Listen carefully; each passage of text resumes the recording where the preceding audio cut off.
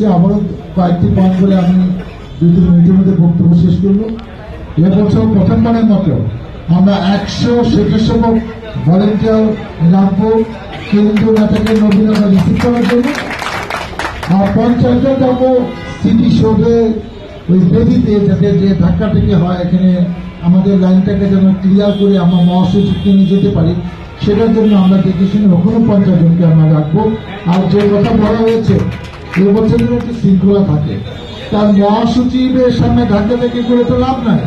আমাকে দেখানো তো দরকার, আমাকে তো আপনি আগেই দেখাইছেন যে মিছিল নিয়ে টুপি পরে আমি আসছি, তখন আর না দেখে তখন আমাদের পিছিয়ে পিছিয়ে থাকলেই এটা ভালো হবে, ঢাকা নেতৃবৃন্দ খুশি হবে। আর একটা কথা বলি যে অন্যান্য বারে যে প্রেক্ষাপট ছিল বা প্রেক্ষাপট কিন্তু ভিন্ন।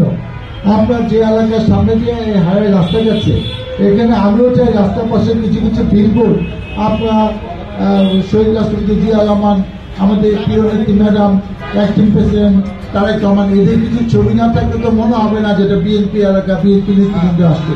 সেই কাজটা কিন্তু করতে হবে, সবাই সিটি শোধে গেলে হবে না, কিছু বিলবোর্ড যেন রাস্তার দুই পাশে থাকে। এটা কিন্তু যে এলাকা পাল্টিয়ে যাবে, বিশেষ করে এই যে সাভার থানা এবং পৌরসভা এই নেতৃবৃন্দদের কিন্তু দায়িত্ব বেশি, আমি সেটা বিদ্যুৎভাবে অনুরোধ করবো। আর সর্বশেষ যেটা 8টার ভিতরে কোন এলাকা থেকে কতক্ষণ লাগবে সিটি শোধে করতে আপনারা ক্যালকুলেশন করেন, কিন্তু আমি চাই 8টার মধ্যে সমস্ত নেতৃবৃন্দ সিটি শোধের ভিতরে থাকে। আমিও 7:30টার মধ্যে সিটি শোধের ভিতরে থাকবো।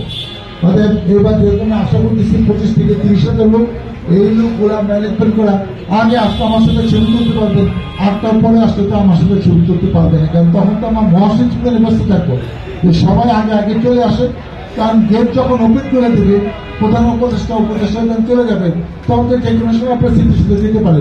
এবং আমরা কিন্তু একটা অলিখিত নিয়ম করেছি, ওই সাইডটা আমাদের, যে সাইডে আমরা এত বছর ধরে করছি, ওইখানে অন্য কোনো অঙ্গ সংগঠনও যায় না, সবাই কিন্তু স্টেট যায়, আমরা ওইখানে গিয়ে জড়ো হই।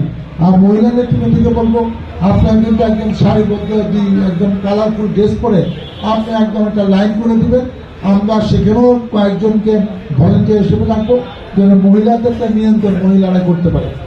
আমি আশাবাদী আরো কোনো নির্দেশ থাকলে আমার সময় মতো বলে দিব। প্রথম কাজ হলো আজকে তো আমাদের একটা ফর্মালিটিস আমরা আপনাদের জানালাম, প্রত্যেক ওয়ার্ডে গ্রামে ইউনিয়নে গিয়ে আপনারা এই মেসেজটা পৌঁছে দেন, প্রত্যেক এলাকা থেকে লোকজনকে বলেন, প্রত্যেক ওয়ার্ডে যদি মিটিংটা করেন আমার মনে হয় ভালো হবে। বিএনপি নেতৃবৃন্দ যারা আছেন প্রেসিডেন্ট সেক্রেটারি তাকে বলবো যে আপনারা সব জায়গায় যাওয়ার দরকার নেই, ওয়ার্ডের ঠিক ওয়ার্ডের নেতৃবৃন্দ করে ফেলুন, সবাই জানে যে সিটি শোধে যেতে হবে 8টার সময়, এই মেসেজটা মিটিং করে ডেকে বলে দেন। এটা যদি কাল থেকে শুরু করেন, আমি শুরু করে 3-4 দিনের মধ্যে সমস্ত প্রস্তুতি শেষ হবে। এবং আমাদের ইচ্ছা আছে যে 12, 13, 14 এই 3-4 দিনের মধ্যে আমরাও কিন্তু ক্যাবগুলো আস্তে আস্তে পৌঁছে দিই। আর এটা করেন না আমরা টাকা দিয়ে কষ্ট করে ক্যাব পেবেন আপনাদেরকে যে পৌঁছে দিব, আপনি সেই ক্যাব করে বাসায় ঘুমাই দিলেন, এটা করার দরকার নেই। আমরা সেই ক্যাব দিব, তবে যে কথা আবারও শেষবার করছি, আওয়ামী লীগের লোক দিয়ে সিটি শোধে ভরা আমার প্রয়োজন না।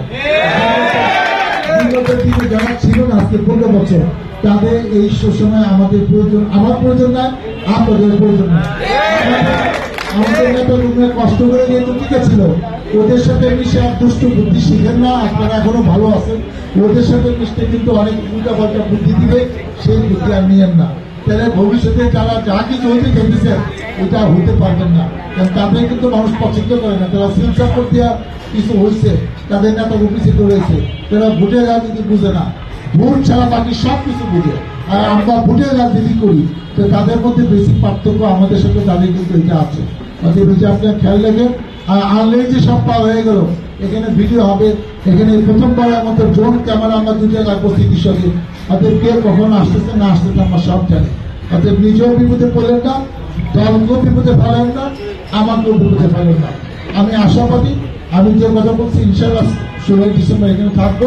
আর একটা দাওয়াত আপনাকে দেই, মাঠে নামাজে পড়ে তারাপুর মাঠে জাসাসের উদ্যোগে আমাদের 3 ঘন্টা একটা সাংস্কৃতিক অনুষ্ঠান, ওইখানে আমরা থাকবো। আপনারা যারা যারা আসতে চান ওখানে আসতে পারেন, ওখানে মিনিমাম 7,000 লোক হবে আমি জানি। সেই ওখানে আমরা সময় দেবো।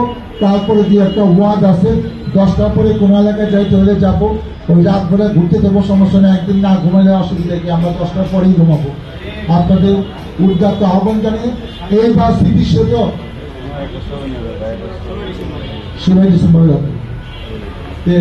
আমরা চাচ্ছি এইবার স্মরণকালের মধ্যে সবচেয়ে বৃহৎ সুশৃঙ্খল আমরা জমায়েত 16 ডিসেম্বর সকালে ভোরে সিটি শুরু করবো, এই প্রত্যাশা ব্যক্ত করে আজকের জনসভা, আজকে এই প্রস্তুতি সভা এখানে শেষ করছি।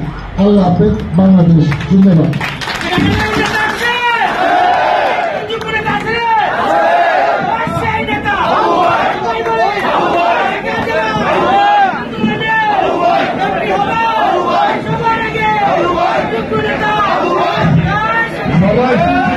আপনারা আস্তে আস্তে চলে যান, অনুষ্ঠানে সমাপ্তি ঘোষণা করছেন। আজকে অনুষ্ঠান মান্য প্রধানমন্ত্রী